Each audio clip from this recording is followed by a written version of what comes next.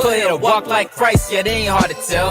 I was trapped in the world, he got me out of jail. Now Satan not you itching to pique my interest. Devices be so pretentious, but no, my soul's not for sale. Just like John 8 locusts in the wilderness. Devotion something serious, on the road to the kingdom. My only hopes that I enter in, eyes single and focused. You know it, no tiptoeing, my soul's not for sale. Yeah, okay, it's game's on, staying calm, turn the pace to James 1. Sword got me feeling sharp, making sure my faith's strong. Sticking with the mission mindset, I feel like James Bond. Spirit moves the tongue to speak, don't ever have to take thought. And with him I pray that the spirit uplifts. It ain't my vessel, it's Allah, but can't move without him. Ancient days, called me, now I'm here, I was sent to spread the message of Messiah. To love and repent, the love and passion as a servant. For the word it can't be purchased, though the serpent is relentless with his purpose to usurp it. Staying current with the word, and when the turbulence secure, I pray that I keep you pure, making my election sure. Cursed as a generation, but now we got hope through the blood of the Messiah. Where curse can't be broke. Turn your soul unto him now, cause it's 1159. Don't wanna be left behind. Put it a walk like Christ, yeah, they ain't hard to tell. I was trapped in the world, he got me out of jail. Now Satan not you itching to pique my interest. Devices be so pretentious, but no, my soul's not for sale. Just like John 8 locusts in the wilderness. Devotion something serious, on the road to the kingdom. My only hopes that I enter in, eyes single and focused. You know it, no tiptoeing, my soul's not for sale. Yeah.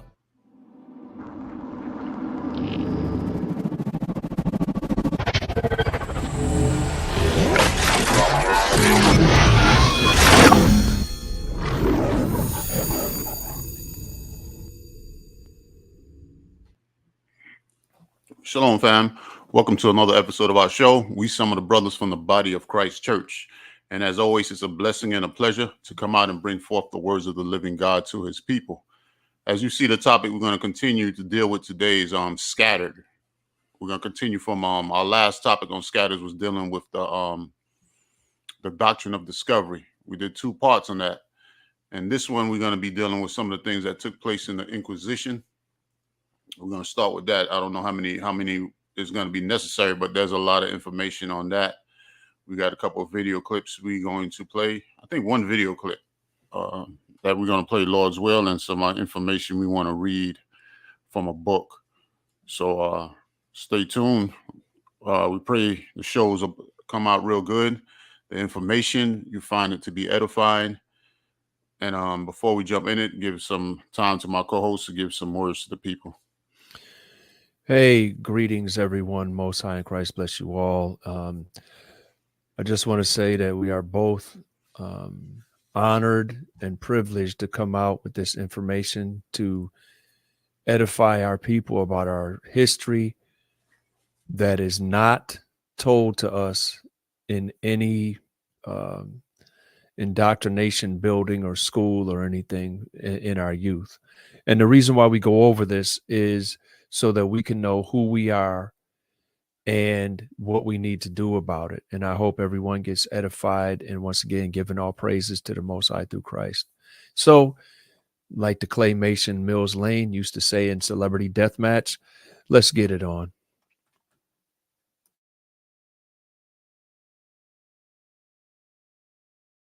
You're on mute, bro. You're on mute. Thank you. That's why I hate putting the mute, man. Every time I hit the mute, I forget to unmute. Me too. Yeah, but like you were saying, there's a lot of that information that's not taught to us. And it's not only not taught to us, but it is hidden from us. And a lot of times they try to cover up the information, like they'll say especially when you're talking about the Moors in Europe, they'll always say Arabs when they were not Arabs, and they know they were not Arabs. Mm-hmm. It was we always say this, it was a very small percentage of Arabs that went into Europe with what they were calling at the time Berbers. And we'll probably elaborate on some of that as well, because the majority of them, I would say about 97% of them were Berbers, who we know at that time were majority of Israelites that were in North Africa through the dispersion. Mm-hmm. And a lot of the brothers that were in Spain when they went up and invaded were already there from the time of Solomon. And they were Jews, Israelites. What tribe? We can't be certain on that, because the area where they set up the Navy was the area where I think it was cities that pertain to Naphtali. I know it was a Northern Kingdom city where that was set up, where they were doing their trips from. But there's no way of telling what Israelite tribes was there. But we know Babylon and Timbuktu documents that during the time of the Carthaginians that Hannibal, I believe he said, was Simeon, if I remember correctly. Simeon or Asher, one of those tribes, which was in North Africa. Then even Tyreek, who brought them into Grenada and the rest of Spain, that led the army into Spain, he also is documented as being an Israelite.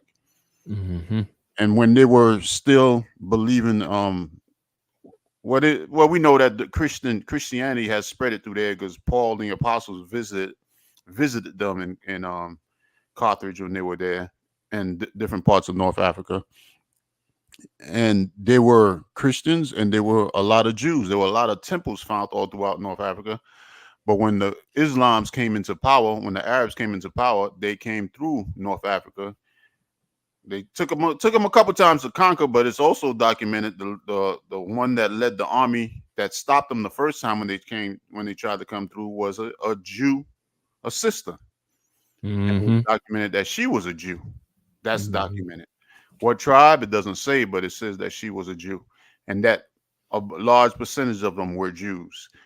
So when Islam finally was able to conquer them and overthrow them, they had to convert to Islam or die. So that's when they begin to convert to Islam. But the ones that were in Spain remained as Jews and Christians. Then later on, by the time they went into around 711 AD time frame, when they went into Spain and conquered and began to conquer, they were Muslims at that time. And a lot of them continued to be Muslims all the way till the time of the Inquisition and the Conquista, or the reconquest of Spain. And that's when a lot of them was fleeing, the Jews and the Muslims was fleeing to different parts of Europe, and the majority of them was fleeing into Africa, North Africa and West Africa. And there's some information there showing that there was some division between the Moors that were practicing Islam and the ones that were Jews, even though they lived in peace for over, I say, around 800 years. They lived in peace in Spain, but there were some divisions between them based upon religion. So anyway, we're going to pick up, we want to start this episode with a video. And this brother here, he does a lot of videos, man. I take my hat off to him, man. He does a real good work. I would consider him a scholar. That's how many books he pulls out when he does his videos. So he's very well read. He considered himself an Israelite. I judge him not. I say shalom. His name is Kurimio. Let me pull up the video. His name is very hard to pronounce, and he doesn't usually pronounce his name when he does his shows. But he brings out some points. I think it's a good segue into the class today. Matter of fact, before we do that, I forgot, we got a couple of scriptures we want to read. I'll pull it up. First, we'll go into the book of Psalms, right? And then this is Psalms 147. And we're going to read verse 19 and 20. Let me, Okay. Psalms 147, 19 and 20. I'll read it. And okay. you can deal with it. Okay. He showed his word unto Jacob, his statutes and his judgments unto Israel. He has not dealt so with any nation. And as for his judgment, they have not known them. Praise ye the Lord. Okay, the reason we went here is because we have documentation that in the Inquisition, they specifically went to those who were keeping the commandments of Moses. We also have documentation that the people that they ended up doing the Inquisition on in Spain, They rejected the Talmud. So they were not Talmud observers. All right. So these people are the Israelites. All right. So the scriptures show that the Most High separated Israel to himself. Mm-hmm. And he didn't deal with any other nation the way he dealt with Israel. However, they act like they don't know. And that's what gets us into all the troubles, even today in this present era, if that's what you want to call it.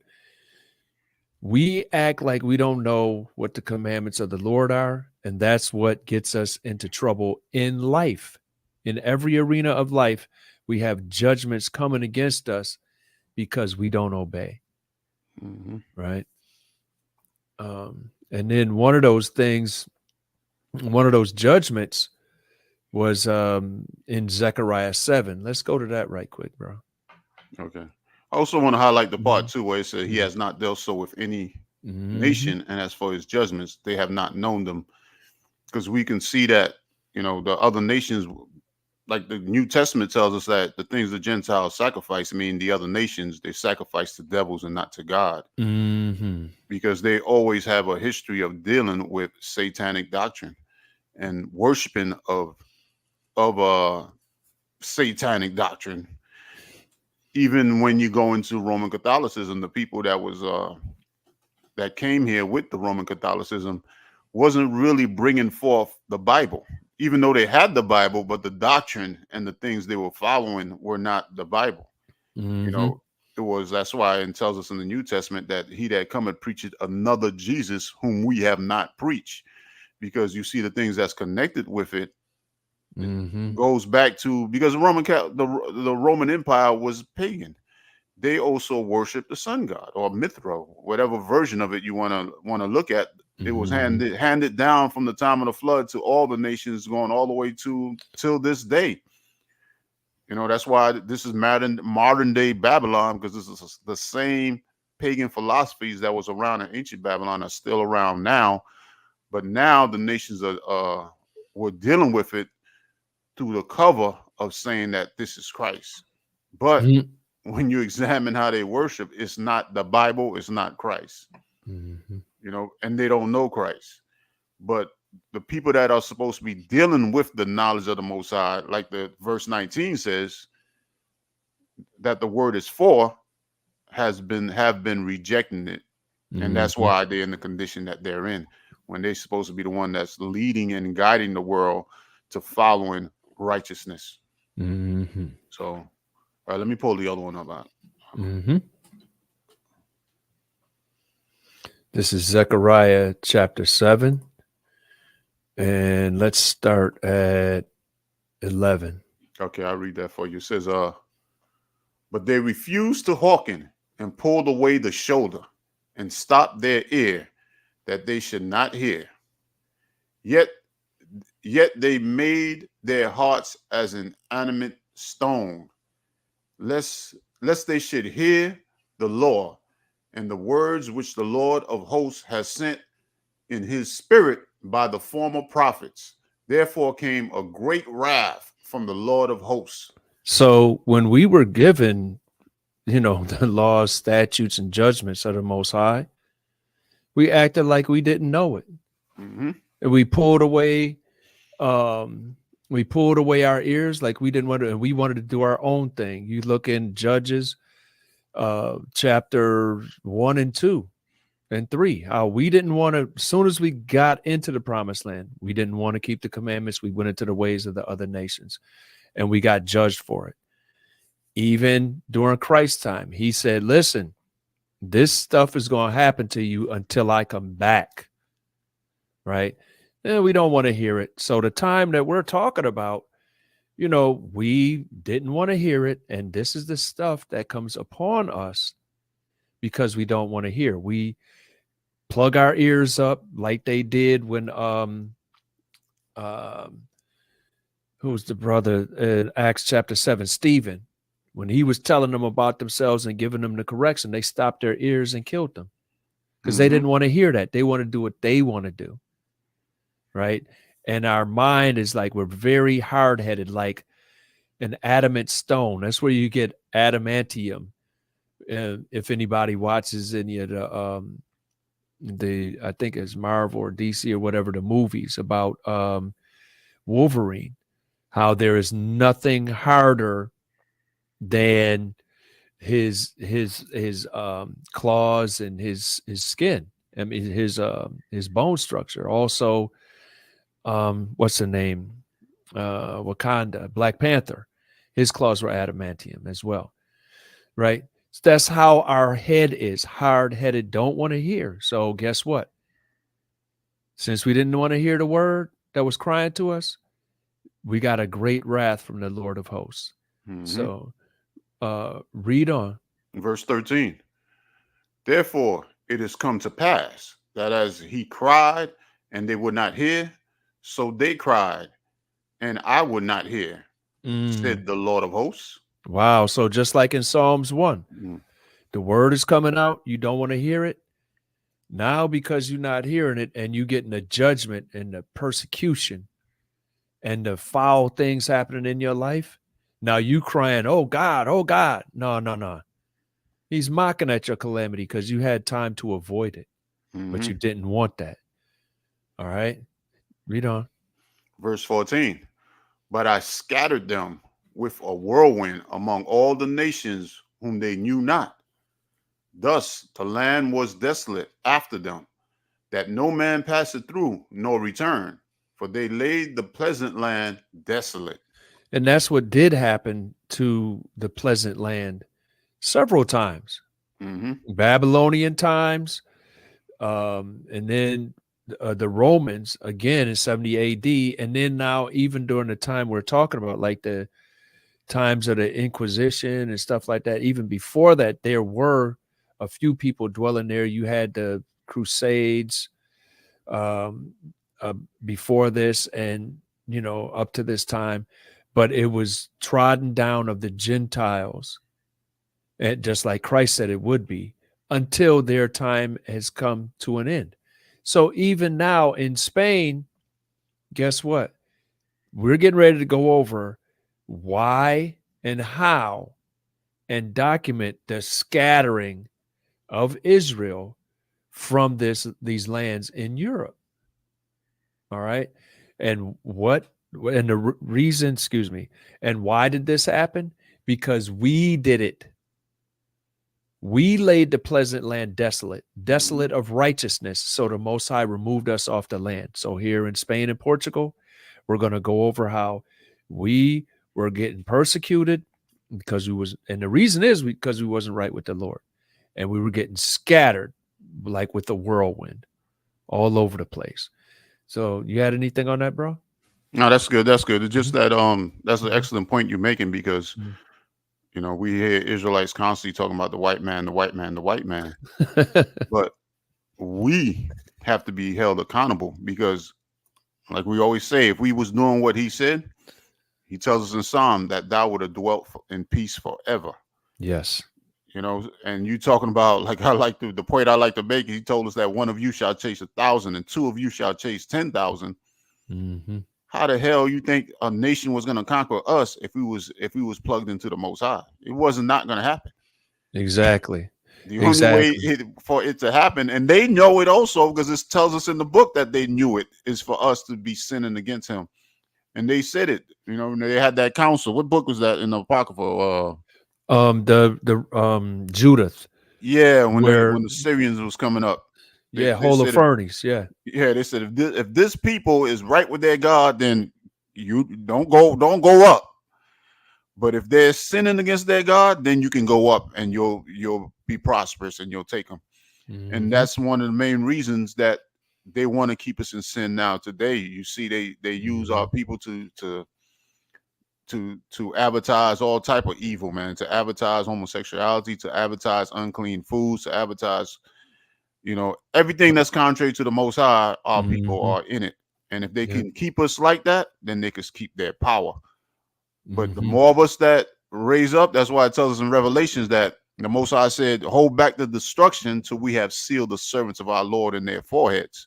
So once the Most High reaches that number, he's going to let that destruction loose.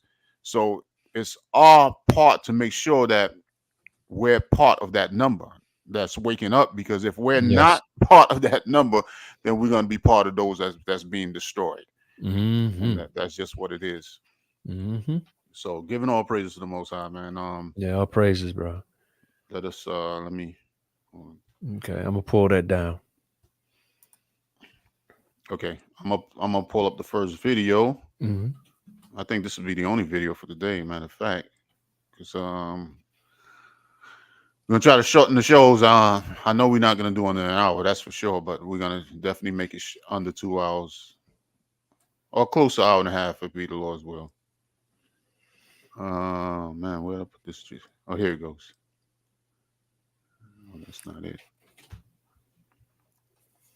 So again, this is the brother's name. If you can read that for me, man, you're better reader than me, man. It's very complicated. Coremeo Ahua. Aha. He has a very good channel. He's a very good researcher. Exactly. And he tells you, remember when we did the Billy Carson show and we were saying, yo, listen, this dude will tell you, well, in the scrolls, you know, if you go look, and we like, yo, what museum, what collection, what scroll, what line? You ain't saying nothing. This guy, and we try to do the same thing that this guy does. When we go and we use video evidence, we'll tell you where it comes from. And when we use a book, we'll get you the title, the author, title, and year published, if we can, right? To give you a frame of reference to shorten your research, because we don't want you to listen to us. We want you to go read the Bible for yourself. That's why we get the scriptures, book, chapter, and verse. And we want you, if you have time, go look at this stuff. And you'll be like, yo, listen, this is who we are. So we're the biblical children of Israel. So now what are you going to do? You got to do what Christ says once you discover that. Exactly. Yeah. Read the heading of this for me. Okay. Moorish, Sephardic colonists and exiles, Inquisition and expulsion, McLungians, French Moors, Huguenots. Okay, so he goes over all this information, showing you that these were all the same people. Yeah. Like I said, he does a lot of videos. You can go to his page. Very good researcher. That's why, you know, I sometimes I prefer to bring these individuals out, you know, to bring you to the source instead of just bringing the books out. You know, sometimes we'll just pull up the books, but a lot of times I like to bring them out to give them credit and to also let you know where you can go to get more information if you want it. Because like I said, this guy's a very good researcher. Not saying I agree with everything he says, but he is a brother, he is an Israelite, and we should support him. Even though we may not agree on everything, just like with Christians, we may not agree with everything, but they are brothers in Christ. They're trying to learn, and we're here to have a dialogue with anyone that seek to serve Christ, even though they may not understand the things we understand, or we may not understand the things they understand. But let's have a dialogue, like, you know, our Lord and Savior Yahushua told us, for my Israelite brothers, to share our talents.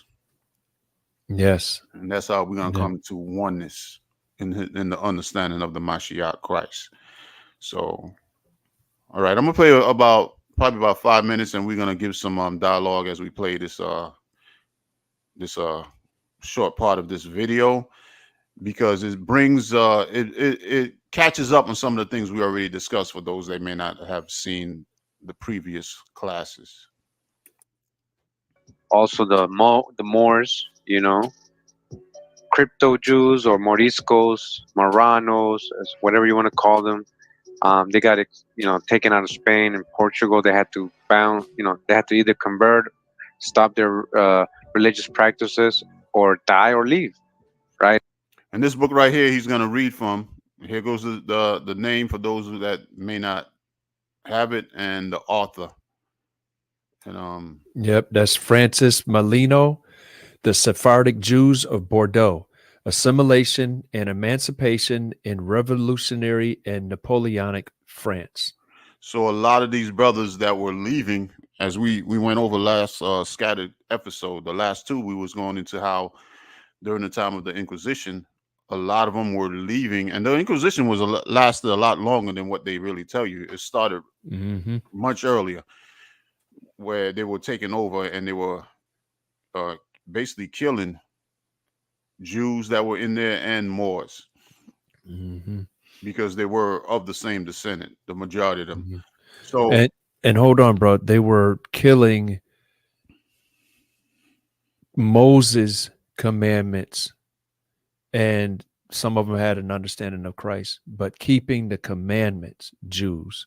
They were not killing other Jews. Matter of fact, the Jews that wanted to side with them often participated in the Inquisition. Yeah. So all right, let me go ahead and play it. So yeah, so the point he's making, a lot of them went to this area here in France. A lot of them went into Italy and different places, but the majority of them, I would say, went into Africa. Right, so a lot of them, a lot of these people, Moors and Sephardic Jews, a lot of them were the same. A lot of them were both, ended up in other parts of Europe. France is one of them. So it says here the Sephardic Jews of Bordeaux, assimilation and emancipation in revolutionary and Napoleonic France. Assimilation where? In France. And it says here the establishment, this is chapter 1. It says the establishment of the Portuguese nation in southwestern France. Portuguese, right? Iberians. From the splendor of the courts of medieval Muslim Spain, right? We just read about them, right? To the war-weary port of the city of Bordeaux. Represents a long and eventful journey filled with conversion. It's funny how they call it medieval Muslim Spain. Okay. Expulsion and the unrelenting threat of the Inquisition. What led the Marranos of Spain? Remember what a Marrano is. So what led the Marranos of Spain and Portugal to Bordeaux? How? Despite the fact that France had expelled her Jews in 1394 and showed no... So you see that? 1394, France have expelled their Jews. That's way before 1400s. Yeah. intention of reversing that decision, were they able to establish a Jewish community, which by the eve of revolution was intellectually enlightened, economically prosperous, and socially and politically prepared to enter the emerging nation state. It is these questions which occupy us as we trace the early development of the Bordeaux community. For a few centuries, there had existed in medieval Muslim Spain a dynamic rapport between the Jews and their Arab and Christian neighbors. A dynamic rapport, all right?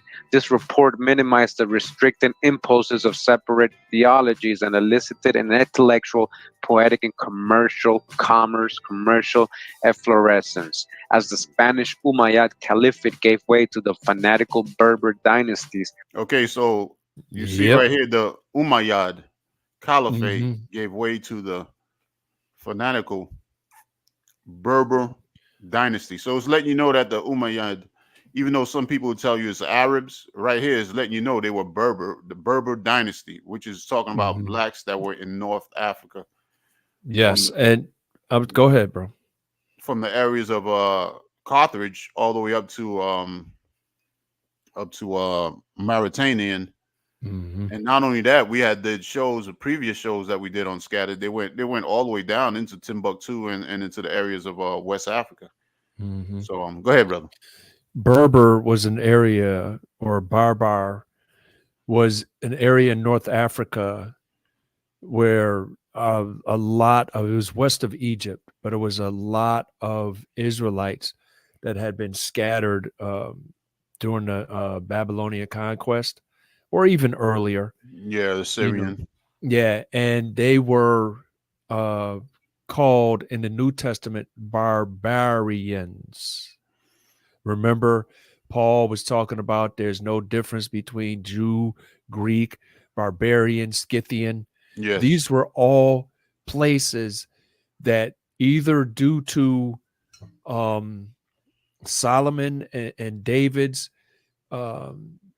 economic and financial domination of the area, which is left out of history. You know, and they were living there and working and supporting, you know, living in colonies, supporting the kingdom of Israel. Or they came there through scattering to avoid different captivities. There were a lot of our people, mostly, I would say the supermajority of our people, were in these areas. And then now they migrated from like the destruction of Carthage, which was a Jewish settlement, a crown colony of the kingdom of Israel. Just like Jamaica was a colony of Great Britain for all those years. But now they kept those names and went into Spain, where a lot of our people also were. All right. So now they're fanatical because they're not dealing with the scriptures. They have their own traditions. That's why they're called fanatical. And they ruled this area. So now this book is talking about, up above, it was saying the Muslim controlled Spain. No, these so-called Muslim people gave way to our people. All right. But now it's going to go on. The people that were keeping the commandments, right, because they weren't Berbers, they were Jews practicing Judaism, meaning keeping the commandments, they were going to be persecuted by their own people. So that was it.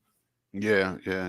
And another thing to add on to what you were saying, it also shows you that when Israel first started going into these areas, it was because of commerce, and not because of that they were being conquered and enslaved going into those areas originally, you know. But during the time of David and Solomon, when they were ruling, and there was trading and spreading the trade all over the world, it was controlling the trade. A lot of them were settling in these areas for that purpose. Yes. You know, and later on, after they had, you know, their foothold in these areas during the time of conquest of other nations, when other nations began to conquer Israel, like the Assyrians, they were already in those areas, so they knew people in those areas, so those were places that they scattered to. Then later on, the Babylonians, more people went down there. Then later on, destruction of the temple, and you know, in 70 AD and things like that. When Jerusalem was totally destroyed, a large influx of them went down there, and this is well recorded that these things happened. You know, so it was heavily populated. Africa was heavily populated with Israelites. However, and I gotta correct myself. I said Africa, not just Africa. Africa and Europe was heavily populated, and the Middle East was heavily populated. And what we know as Russia today. Yes. And some people even fled east into areas like what we call today India and China and those islands over that way. And just imagine, because the scriptures tell us that Israel will be like the sand of the sea. So we know there's a lot of Israelites, but just imagine if a nation like China, we know there's a lot of Chinese. Imagine if they were no longer in China, some armies wiped them out of China and they were all over the world. Yeah. Oh, you'll see Chinese all over the place, which you already do, but you'll see even more of them all over the place. Yes. And that's how Israel is. It's just that we don't know who the heck we are. We thinking we other people. Yes, but you would see them assimilating, like was said earlier, assimilating into these nations where they were scattered. Just like Zechariah 7 said, scattered by a whirlwind, or like by a whirlwind, into all nations. All right. Okay. Jews were increasingly persecuted. Many left southern Spain for areas in the north recently reconquered by the Spanish Christians. There they reestablished their prestige and influence. Political instability. The Spanish Christians were those that were basically Catholic. And they didn't believe in keeping Moses' commandments. So remember this, when we go into this documentation about the Inquisition. All right. Okay. Catholic seal and example set by the Christians of Europe soon undermined the security of the Jewish communities. In 1391, persecutions and massacres spread throughout Christian Spain, creating in their wake converts to Christianity known as New Christians or conversos, all right? Converting a lot of these Sephardic Jews and Muslims. These Muslims, Marranos, these converted, they were converts. They were secretly Muslims still, though. These former Jews, many although not all of whom retained their commitment to Judaism, saw their numbers increase with the persecutions of 1411. No longer protected as infidels, these new Christians were soon subjected to the punishments reserved for heretics. In 1492, again, same. Mm-hmm. I said death. They were Yeah. killing them. They were Yes. killing them. Same year that Columbus and his goons came over here, right? Ferdinand and Isabella completed their reconquista Yeah, with the defeat of the only. Hold on. Mm-hmm. Dude said Columbus and his goons. That's the most accurate description of that I have heard, I think, in my life. Yeah. Surviving. He speaks a little more on Columbus in this video, but we're not going to play that today. But those who wish to hear, you know where the video's at, you know what to look for. It's only 34 minutes, so it's a fairly short video. He does much longer videos. 34 minutes is a short one.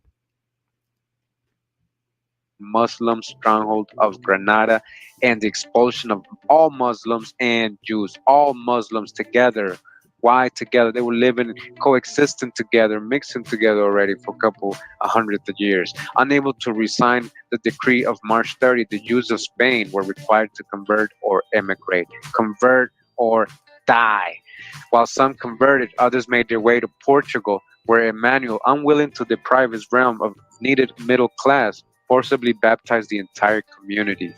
And we read about this last week or the week before. We read about how he let them in, but they were only for a large fee. They were allowed to come into Portugal, but only temporarily. I think it was 6 months. He gave them 6 months, and then they had to go. Yep. They had to convert or go. So they were also being killed there. And the thing about those that had converted, all the ones that didn't want to convert had to leave or die. Those that did convert, that's the ones that was dealing with the Inquisition, because if you did, matter of fact, I don't want to jump ahead. I'll just keep playing this. He forcibly told them, all right, you guys want to come live here in Portugal, you got to baptize. Most likely to Christianity. By the middle of the 16th century, both Spain and Portugal, united in 1580, had cleansed their realm of the Jews. They were confronted, however, with a large and increasingly influential community of new Christians, derisively labeled Marranos, all because these were all converts of Muslims and Jews. Hold on. Following century. Hold on. So Marrano is basically the N word. Yeah, it's like a derogatory word. Yes, which fulfills the curses in Deuteronomy 28, one of the curses where we be a byword and a proverb. Mm-hmm. You know, given those labels, we wouldn't be known as the children of Israel. Mm-hmm. So it shows you right here. It says both Spain and Portugal, united in 1580, had cleansed their rim, meaning their society, of the Jews. So who was left? It was the only ones that was left was converted Jews and converted Muslims that were all Christians. So who was the focus of the Inquisition? Who are they focusing it on? We'll get into it. All right. Centuries, the Inquisition would seek to ferret out those among these converts who were suspected of Judaism. So hold on. So the Inquisition was to seek out those that were keeping the commandments, even though they claimed to be Christians or baptized in the Catholic faith, which is paganism. But those who were keeping the commandments, who were the commandments given to? No other nation.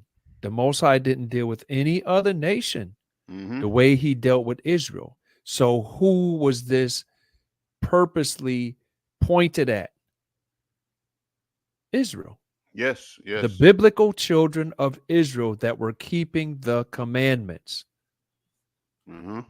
You see what it says? Throughout the following centuries, the Inquisition would seek to ferret out those among these converts who were suspected of Judaizing. So to ferret out, you know what a ferret is used to force rats and rabbits out of their holes. Mm-hmm. So basically saying they were forced out of their holes wherever they were hiding. But how are you going to find those that are falsely Christians and from those that are true Christians? So you basically are racial profiling. Yeah, basically. And, we'll get into that with the book that we have lined up as well. Okay. I only got a few, Mm-hmm. probably a minute more and we'll stop it. All right.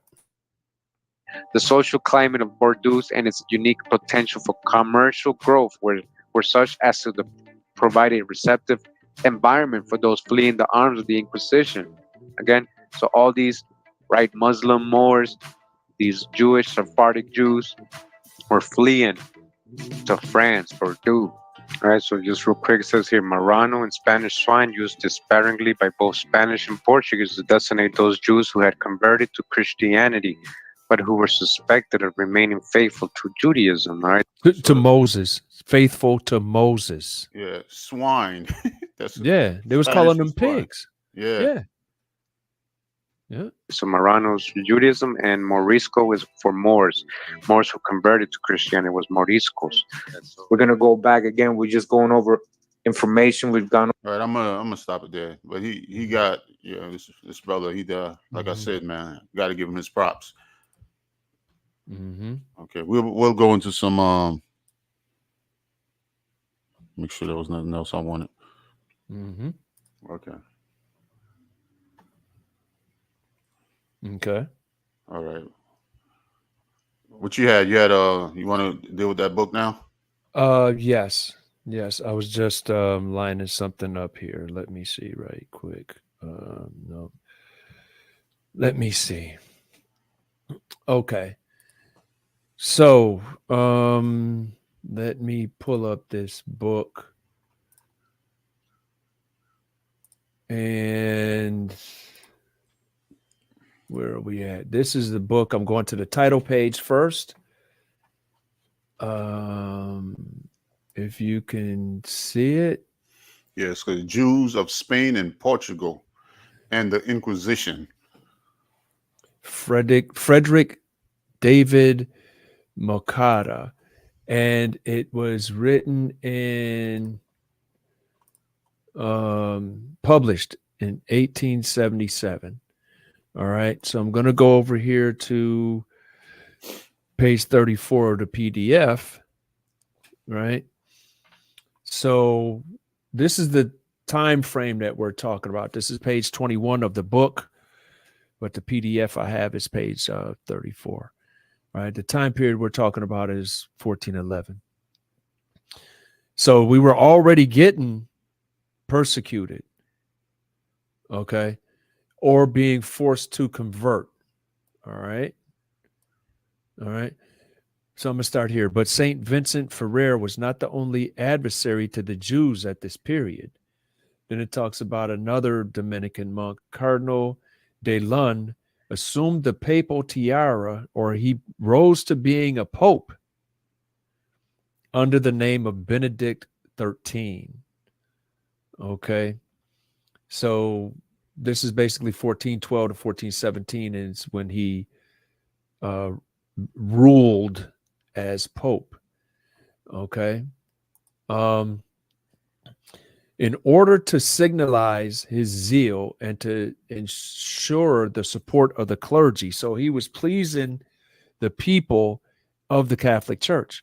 Benedict was violent in his hostility to the Jews. He and his confidential physician, a converted Jew, can you say Kuhn? All right. So they wanted to, but this converted Jew was a profound Talmudist. So he was into the doctrine of men, they devised a grand disputation to be held in Tortosa in 1413.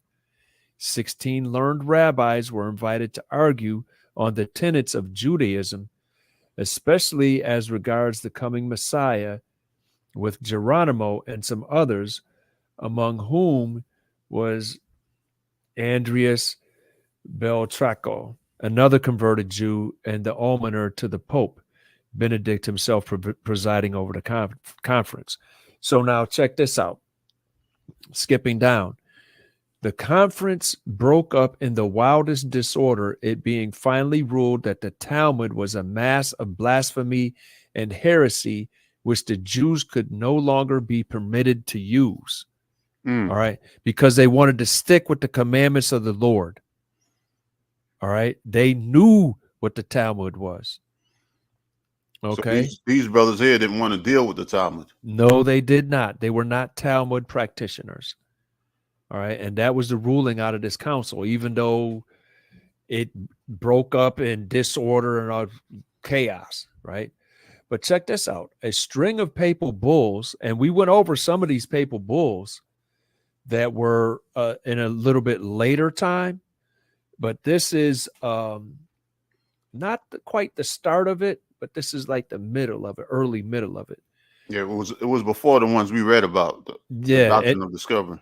Yes, yep. A string of papal bulls, offensive and oppressive to the last degree to the Hebrew race.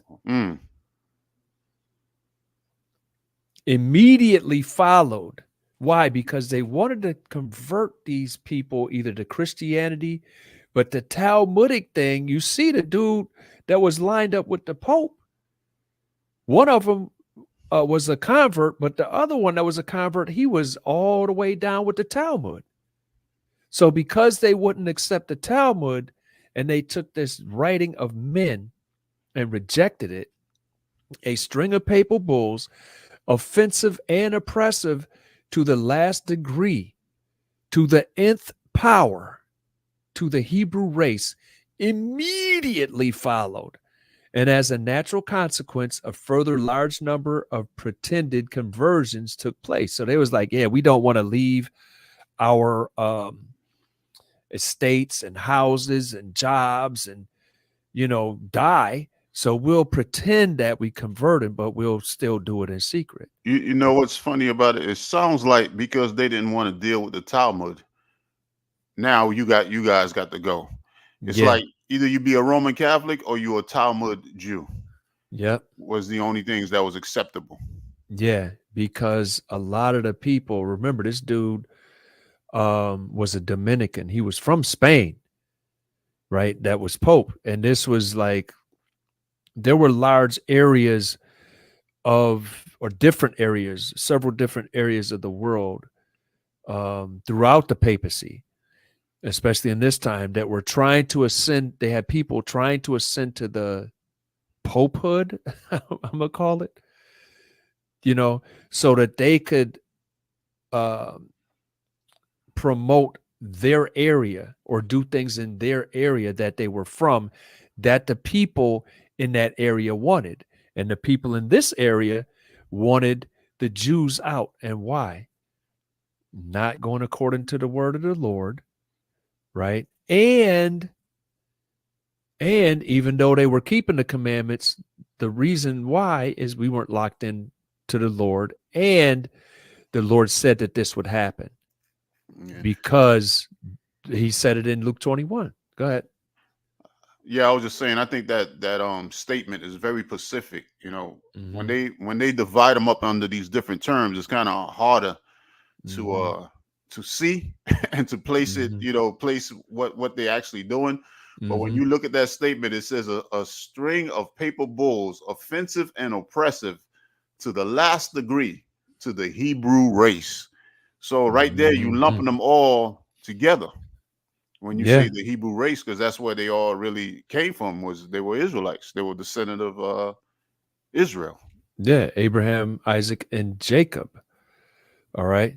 So now, At length in 1417, the great question of the papacy was set at rest. Benedict XIII was deposed, deserted, and left to die in obscurity. And Martin V, a pontiff who appears to have been favorably inclined toward the Jews, was universally recognized as the successor of St. Peter. So what happened in the Babylonian captivity versus, look at the Medes and Persians, they was given some ease. This is somewhat like this, I would think. But the harmful influences thus powerfully set in motion could not be lulled to rest. The church teemed, meaning abounded, was full of converts from Judaism who sought to show their zeal by the oppression of their former brethren. Can you say coon? Wow. Stepping fetchits? Yes. We know there was a lot of them that were in power during this time. Yes, chose. Remember, we went over in a show we did yesterday about is persecution or tribulation going to keep us from the love of Christ? No. But these cats was like, listen, I'm going to go for the bag. I'm going to get this check and I'm going to get this fame and everything. All I got to do is turn against my brethren, like Menelaus in the Maccabean times and Jason. Right? Yeah. Was getting paid to abuse the people. Exactly. That's a good point because it goes all the way back to the Greeks. Yeah. How they betrayed their people to because they liked the custom of the Greeks better than their own heritage. So it goes into how some of these people they're listed notably distinguished themselves and fanned the flame of persecution, which the populace were only too ready to keep alive, because there were people there that were against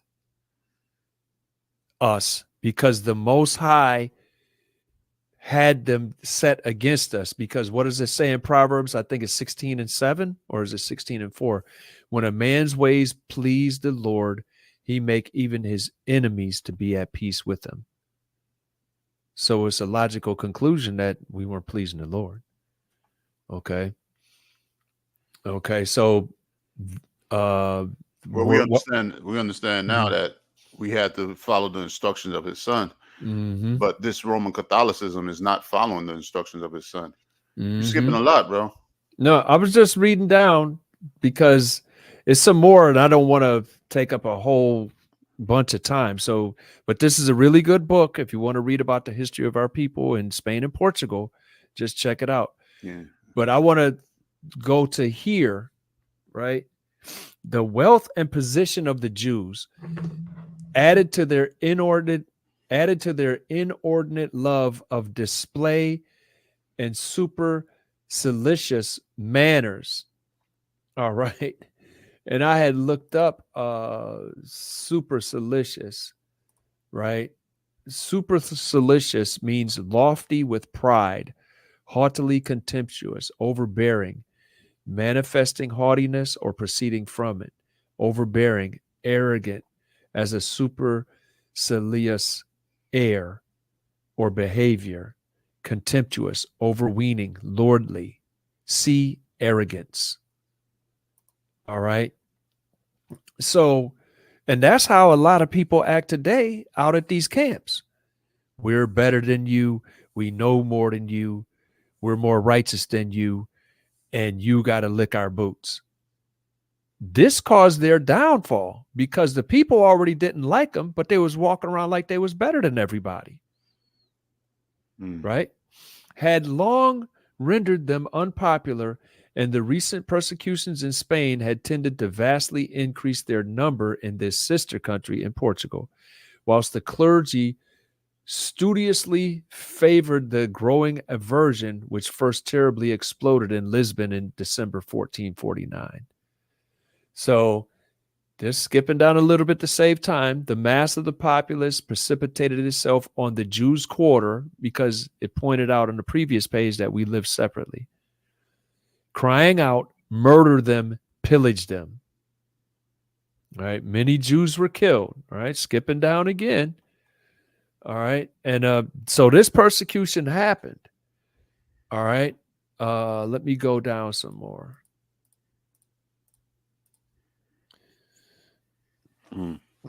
Matters were evidently growing to a climax, and the materials for the great act of state policy, which was to purge Spain from the stigma of Judaism, not Talmudism, keeping the commandments, were only awaiting some bold master hand to combine them and give them full force. Mm. Whoa. Okay, let me go down one more. Okay. It so happened that in 1477, Philip de Berberis, Berber, what are we talking about? People turning against their own? Yeah.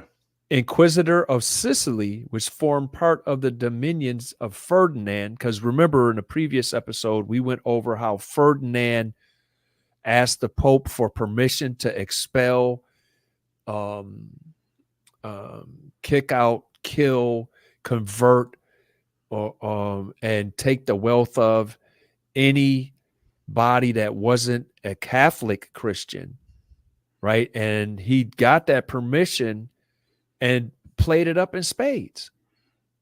Yeah, you got that permission from, was it Nicholas V? That was Yes. the Pope at the time. Yes. He came over, which formed part of the dominions of Ferdinand, came over to seek the confirmation of a privilege accorded by the Emperor Frederick II, in right of which 1/3 of the possession of condemned heretics. But who were they coming against? Israel. Mm-hmm. Became the property of the Inquisition, and this iniquitous system having received the royal sanction, it became evident how magnificent a prey. Remember David talking about they would come against the people and hold us as a prey? Would be ready to fall to a similar inquisition in Spain, could such but obtain a legal establishment. So here we go. This guy, Fray Alonso de Ojeda, I think, succeeded in obtaining from Sixtus IV in 1478 a bull authorizing Ferdinand and Isabella to choose sundry, meaning various archbishops, bishops, and other persons, clerical and lay people, meaning regular people, for the purpose of conducting investigations into matters of faith and proceeding against heretics and those who protected them. So basically those that didn't believe the Roman Catholic faith. Yeah. So whoever's going against the narrative, to bring it into modern day terms. Yeah. And there had to be something about them different for them to say, like if you have a bunch of people saying that they're Christians, what is it about you for them to pick you out the group and say, I think you're still following the Jewish faith? How you go around a society and pick who? You basically have to do a racial profile. Yeah. You know what I'm saying? Because that Hebrew race was the only one keeping the commandments. Exactly. So there was something about them that was different for them to snatch them up and say, I see you you didn't shave your beard. Why you didn't shave your beard? Or how come you today's Saturday, why are you sleeping all day? Yeah. Oh, no. Hey, eat this pork or else. Exactly. All right. So now in the interlude, when I, skip down, Frederick signed these documents, or this document that gave them permission to do this. But Isabella was hanging back and she was like, no, I can't do it. No, this ain't right. This ain't right. So Isabella in September 1480 reluctantly affixed her signature to the document, which soon established the Inquisition in her dominions. All right. So now it's on. Okay. The opening of the year 1481 saw the installation, and in its more extended and terrible form, of that horrible court, the Inquisition, which stands unequaled for acts of atrocity perpetrated in the name of religion, and from which, under the pretext of purging Spain from heresy and Judaism, keeping the commandments, because you can go back to the Maccabees when they were dealing with the commandments, the laws, and the righteous life according to Moses, they first called it Judaism. Yeah, and Right. if you look at the so-called European Jews now, the Caucasian Jews, they don't keep the commandments. They keep the Talmud, the Talmud. Excuse Talmud, me, Talmud, yeah. and that's basically what they keep and worship is that book, which was rejected by these brothers in the time and this time here. They rejected the Talmud, but the so-called Jews today, that's all they deal with is the Talmud. And also back then, the ones that because we know through history that there were Caucasian Jews. They I forgot the year they started under the Kozak Empire, and then later on during the time of the Genghis Khan, which is like in the mid 1300s, or was it the 1100s? One of them years, Yeah, one of them hundreds. They spread throughout Western Europe, so they were around. And we know that their book is the Talmud, not the Mosaic laws, as it stands to this day. Yep. Matter of fact, sorry, I didn't check this earlier. Matter of fact, I heard they have even like if you go in Israel, they have a what they would call a clean pork. They say pork is clean because they prayed over it. A rabbi prays over it. Yeah, bro, there was a store where I'm from that they used to have kosher cigarettes. Oh yeah. Well, boy, oh boy. They say it's like the gay capital of the world. They got homosexuality down there like crazy. Yeah. So no telling what else they got. Yeah. So I'm going to start back here. Under the pretext of purging Spain from heresy and Judaism, gradually involved the whole country in ruin from which it has never been able to recover. So remember how like Laban was being successful for Jacob's sake, right? And how it was told to Abraham, in you, all the nations of the world would be blessed, right? This country went after the practitioners of Moses' law, because it's going to bring it out as we go down. It's going to bring it out. That's what they were basically going after, right?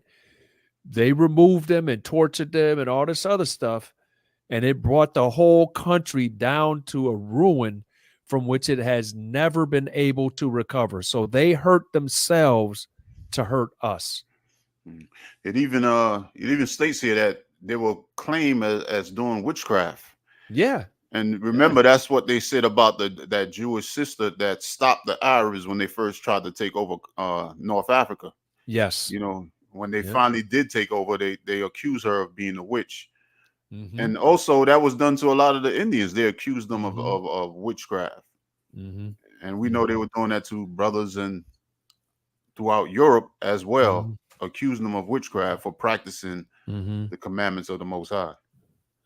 Yep. Check this out. I'm going to read this part too that I didn't highlight. Since the church claimed no jurisdiction over acknowledged Mohammedans or Jews, and since accusations of heresy and witchcraft were at this period by no means frequent, the whole force of this new and tremendous engine was directed against the Marranos, which was the practicing Jews, or that had converted but secretly practicing. Yeah, Muslims that had converted to Christianity. And new Christians, right? Yes, and we know there were Jews involved in new Christians. Well, yeah, it was both of them, Jews and Christians. So this whole engine, this whole engine of torture was towards them. They doing what you said. They converted like you said, like you told them to convert, but they're all accused of being fake. So we know there was a lot of them that might have been sincere in Christianity that were probably being persecuted and killed. at the same time, just because they were descendants of, like you read it before, the Hebrew race. Yes. Yep. Frightened out of their senses by this terrible apparition, vast numbers of these unfortunate people fled from Seville, seeking refuge with the Duke of Medina Sidonia, the Marquis of Cadiz, and other great nobles whose almost sovereign position in their various domains was thought to be able to afford protection from the impending storm. Hospitably received as they were, their flight proved of no avail, for the first edict of the new court was to summon all nobles, barons, and feudatories to send back all the fugitives to Seville within a fortnight, under pain of deprivation of their titles and honors. Within 4 days of the installation of the Inquisition took place the first auto de fe, or act of faith, when 6 persons perished in the flames. So basically, if you allowed them into your country, you Or could your area. if you was a governor of an area and you allow them in, you're in danger. If you don't round them up and send them back to where they came from, you're in danger of being persecuted yourself. Yeah, and losing your status. So you know what? If you don't follow the narrative, you're gonna lose your job. You're gonna get canceled. To put it in modern terms so people can understand what's going on here. Okay. The large scale of the proceedings of this second year in 1482 was no doubt induced by an artful snare devised by the inquisitors to entrap the largest possible number of the converts. This was the issuing of an act of grace by which within 30 days all those new Christians who had been guilty of practices denoting a relapse into Judaism were summoned to come forward and declare themselves, and holding out the assurance of full absolution and the preservation of their lives and properties. All such were as contrite and promised, to all such as were contrite and promised amendment. Okay. Read that last paragraph also. Yes, numbers of the unfortunate Marranos were lured by this edict of grace, and consequently the tribunal became possessed of a register of the suspected, which was indefinitely enlarged, as none who made the confession were allowed to depart until they had given a list of all those of their relations or acquaintances who might possibly be guilty of a similar relapse. So they were rounding up their relatives and acquaintances. Yeah. That just if they didn't know where they were at, just to find them. So they could kill them. Exactly. So they'll check this out. The individuals thus named were, on the expiration of the terms of the Edict of Grace, ordered to present themselves within 6 days, and if they refused to comply, they were taken by force from their houses and lodged in the dungeons of the Inquisition. So it is interesting to know what were considered as proofs of a relapse into Judaism. 37 articles were drawn out, and the mention of a few of them is sufficient to prove how frivolous and absurd were the grounds which sufficed to deprive multitudes of unfortunate fellow creatures of happiness, property, and life. It was to be investigated whether an individual had made a difference between Saturday and other days. All right. Whether he had cut the throat of a fowl and killing it for food, or withdrawn the sinew from an animal destroyed for the same purpose. So remember, because of what happened to Jacob when he was fighting with the angel, it says that the children of Israel don't eat the sinew to this day.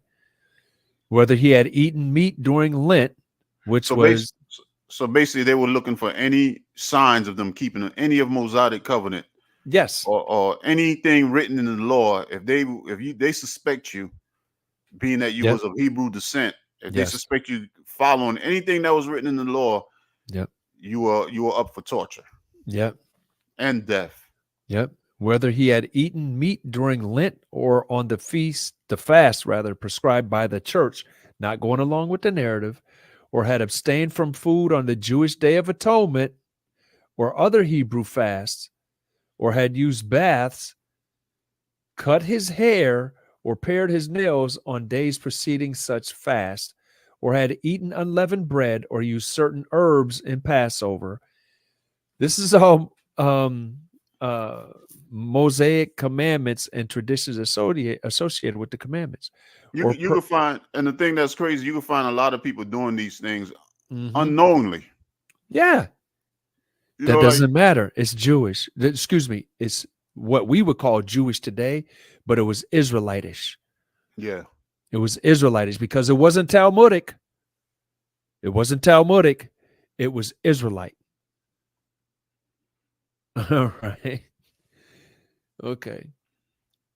Had eaten unleavened bread, or used certain herbs in Passover, or procured green branches, or made presents of fruit to friends at the time of Feast of Tabernacles, or drunk kasher, or kosher, what was kosher at that time, wine that was prepared for Jewish ceremonials, or repeated certain Jewish blessings on particular occasions, whether any parent had given Hebrew names to his children, or washed or shaved the head of a child on the part on which the chrism of baptism had been poured. You know, it's funny too. He said, if they bought meat killed by a Jew. Yeah. So Yeah. what basically you're saying, if they bought meat killed by their own people, because there were no Jews left in the area. So you basically can't support your own business. No man can buy or sell unless they have the mark.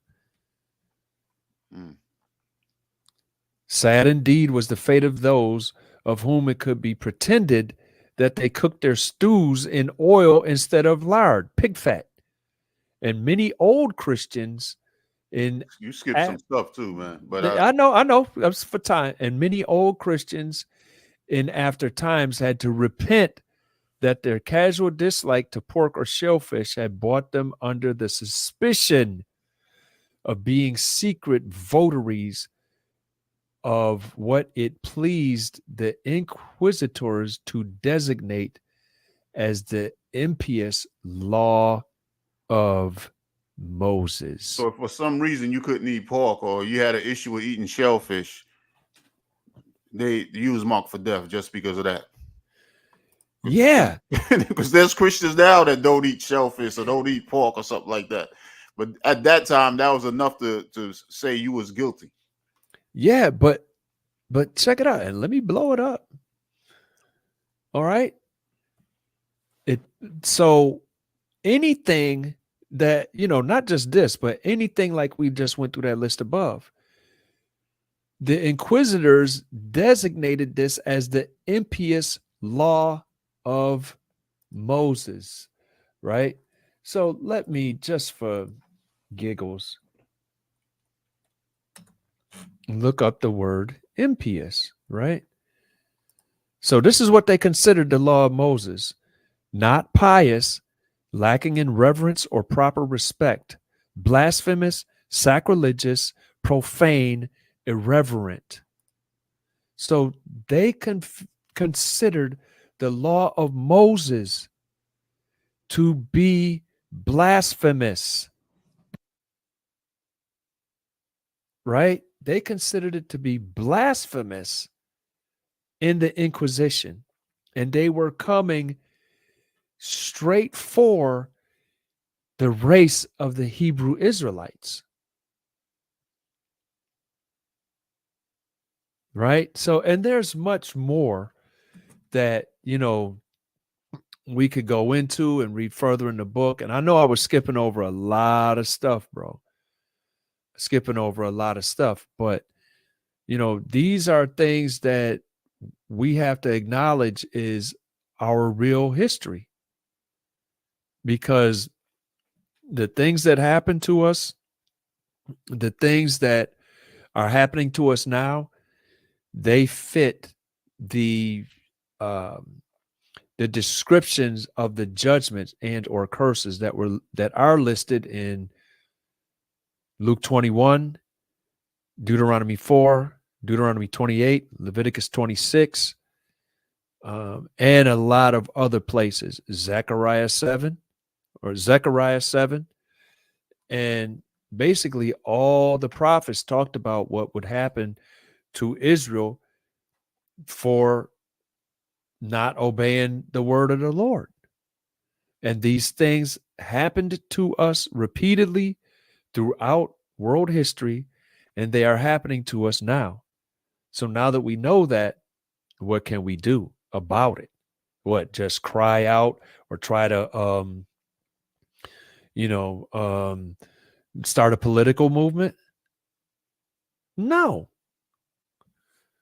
What should we do, bro? You're on mute. The scriptures tell us what we need to do. We have one path. There's one road for us to take. And that road is returning back to the Lord. Mm-hmm. Mm-hmm. Matter of fact, I have that scripture when you're done. I'm gonna pull out that scripture. Yeah, I'm done, bro. Oh, you done? Yeah, okay. I'm done. Yeah, so we'll get ready to wrap it up because we do want to try to end the classes earlier, as we were saying for those that might have saw the class we did last night. Mm-hmm. So we're gonna try to wrap it up earlier. So we're gonna want to pull out the scriptures. This is You want me to pull it up, bro? I got it up. Yeah, pull it up for me, man, because I thought I had it, but I didn't pull it up yet. Yeah, what's the scripture, bro? Hosea 6. Okay. All right. Hosea 6:1. We read 1 and 2, verse 1 and 2. Okay. Because this is the whole reason that we had to suffer these things. Mm-hmm. Hosea chapter 6, starting at verse 1. Come, and let us return unto the Lord, for he hath torn, and he will heal us. He hath smitten, and he will bind us up. So the reason why he has torn, as we went over some scriptures in the beginning, is because we turned our backs on and went against him. We turned our backs and went to follow the gods of the other nations as it stands this day. So what he's letting us know here in the scriptures, he's saying is, come and let us return unto the Lord, because he has torn and he's the one that's going to heal us. He's healing us now.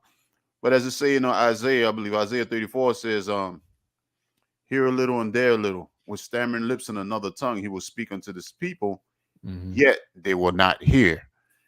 And it also said, this is the rest wherein you may cause the weary to rest, and this is the refreshing, yet they will not hear. That's the order it goes in.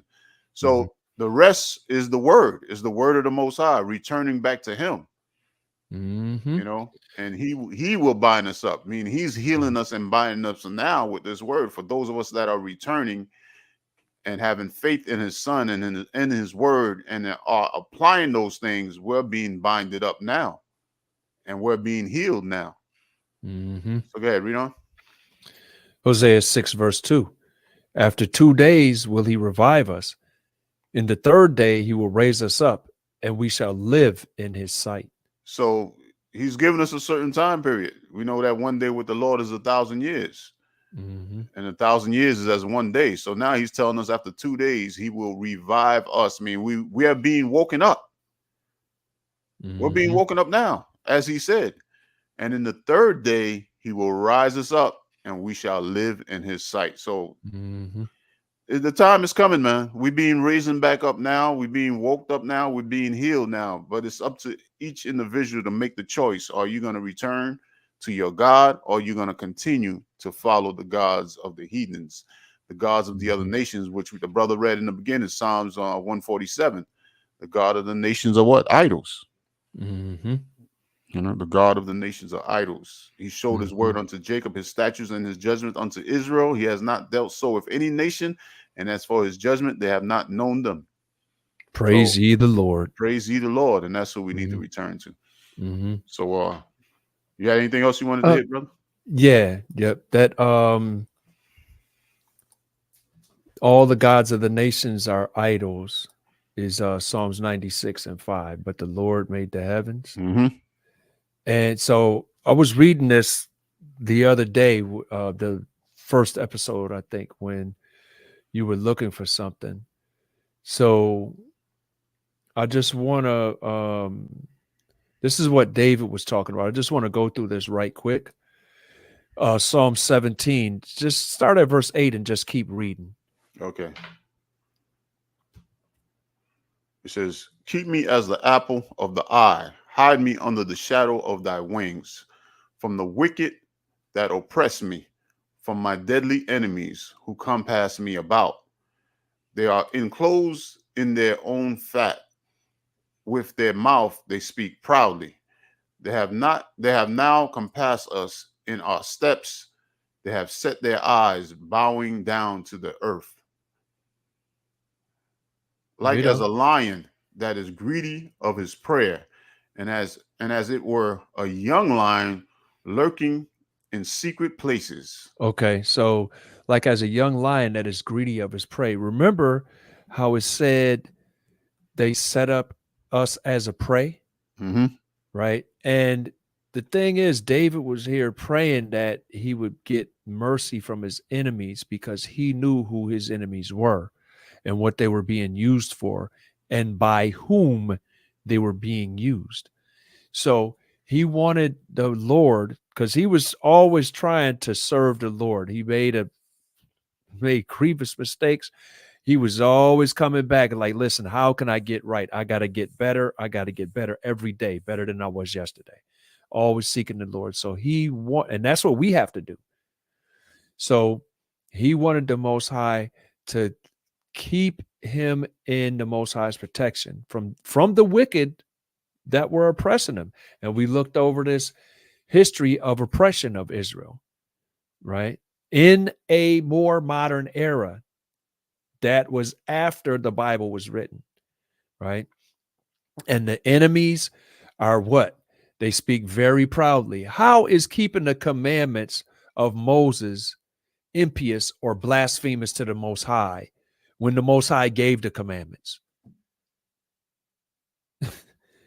All right. So and then the people were surrounded just like we are today, but with a whole bunch of mental madness reinforced by military presence. Right. And we are set up and treated like a prey, just like the curses in Deuteronomy 28 and elsewhere say that we would be when we weren't locked in to the Most High through Christ. All right. So read verse 13 and 14. Okay. Arise, O Lord, disappoint him, cast him down, deliver my soul from the wicked, which is thy sword. From men, which are thy hand, O Lord, from men of the world, which have their portions in this life, and whose belly thou fillest with thy hidden treasures. They are full of children and leave the rest of their substance to their babies. Okay. So the wicked that are coming against us is the sword of the Lord. Like it says in Hosea 6:1, he has smitten us. Yeah, he's smitten us because we've been disobedient. But now if we return to the Lord, he's going to heal us. But reparations ain't going to fix our problem because it's a growing voice of reparations, and that's going to be the cure for the people. Politics in the United States is going to be the cure for the people, or around the world, or, equal rights and all this stuff. This stuff came from the hand of the Lord. As a sword is held in a mighty man's hand to smite the enemy. We were enemies of the Lord. Doesn't it say in James 4, when we get that pride and that foolishness, we are enmity against the Most High? And that's what we've done. And guess what? As a reward to them for fulfilling his purpose, that's why they have all of this old money, because the Most High gave our old money to them. That's why they're so powerful. That's why the elites are who they are today. Because like you brought out earlier, that if we would have obeyed him, we would have dwelt in safety forever. But we didn't obey him, so we dwelt in danger forever. All right. And then he gives them safety because he is the tool that they are the tool that he uses to smack us down for our pride and disobedience. Mhm. And they leave, like you could look, they leave their inheritance. It stays in their family for 500, 600, 700 years. Right. And we get 45% taxed on a will at probate. All right. Because the Most High set it up that way. He took all of that from us. That should be us in righteousness. We didn't want to do that, so he gave it to them. All right. And they are full of children. Yeah, the swamp is deep and wide on both sides, and everything is against us. We're surrounded. And the only way out is to attach to, learn, and cleave to Christ. And that's all I have, bro. I want to read the last verse, verse 15. It says, as for me, I will behold thy face in righteousness. I shall be satisfied when I awake with thy likeness. So basically it's letting you know that when we see the Most High, how are we going to see the Most High? The only one way we're going to see him is in righteousness. Yes. And being like him. That's why with that likeness, because the instructions on being like him is coming from Christ on how to be like the Most High. And that's what we have to follow. You know, that's what we were created to be in the beginning. That's why he said he created the man Adam in his image and in his likeness. Thank you. And that's what we have to do now, because we didn't do that. That's why we had to be beaten down, like we did get beat down. So now that we waking up and we want to be healed, we have to turn back to righteousness and his likeness through the instructions of his son, the Mashiach for our Hebrew brothers, and Christ for our Christian brothers. And if you name in his name, depart from iniquity, so you can be like him. 1 John 3, 1 through 4. When he comes back, if we obey in him, we don't know what we're going to be in that day, but we're going to be just like him because we followed his example. And sin is transgression of the law. And that's where we went off. Yes. And we gotta return to him. That's why he said, who's my mother and who's my brother? But they that keep the commandments of my Father, which is in heaven. And giving all praises, bro. All right. Giving all praises to the Most High in Christ. And again, thank you for tuning in to another episode of our show. We hope you brothers and sisters find it to be edifying. And Lord willing, we'll be back again next week. So we pray the Most High bless you, bless your wisdom, bless your understanding, and increase the fruits of your righteousness. Shalom. And I love it. Hey, yo, take. Go.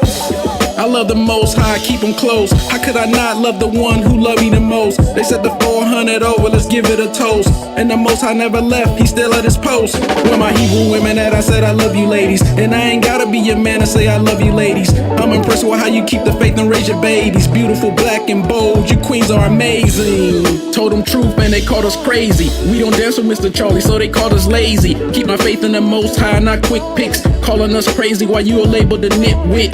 Do my best to keep it dope and spit lit. Spirit just set apart, call me a misfit. I pray my spirit give me words that'll keep it hot. I hope your head rock when it's coming out the speaker box. I spit a verse in your state, but right before it drops, I leave your city and don't look back. You can call it lot. The faith will never stop. Message to crooked cops. Put the gun down and get knocked out like they did your pops. Long suffering, grew up tough, never coddled. Take said ghost, keep your foot on a throttle. See a bum drinking, take the drink and break the bottle. Give him a sword in the Bible, tell him this is survival. If I'm rolling with the Most High, there are no rivals. Say you never heard of that, then bro, you need to read your Bible. Increasing the faith, you increasing the hate. We left for the groom, you went for oil, dude, you late. I don't care how much money you make, I see that you fake. You can never steal food off my plate. Holla at him, take. Won't he do it? Yes, he will. Won't he do it? Yes, he will. Won't he do it? Yes, he will. Won't he do it? Hey, gotta give all praise to Yahweh and Yahweh and Father Yah Elohim, just doing what Psalms say. Acknowledge him when it's night, acknowledge him broad day. Now ain't the time to be sleeping, gotta stay awake. It's me and Ghost with the spiritual fire. Made us boost your confidence and lift you up higher. Maybe even inspire you to want to get nigher to the Most High, Yahweh and Yahweh the Messiah. We tired yet still on fire, push until the clock expires. Satan still creeping with a sniper rifle to open fire. Better keep that armor on, don't ever tread without it, lest you find yourself in a situation where you ain't got it. Salute to 1/3, you been a good child. You keep faith while everyone else is in denial. You keep them first, though demons lurk and seek to hurt you. But can't no man touch a strand, y'all won't let them hurt you. The truth is all we know, we eat and sleep it every day.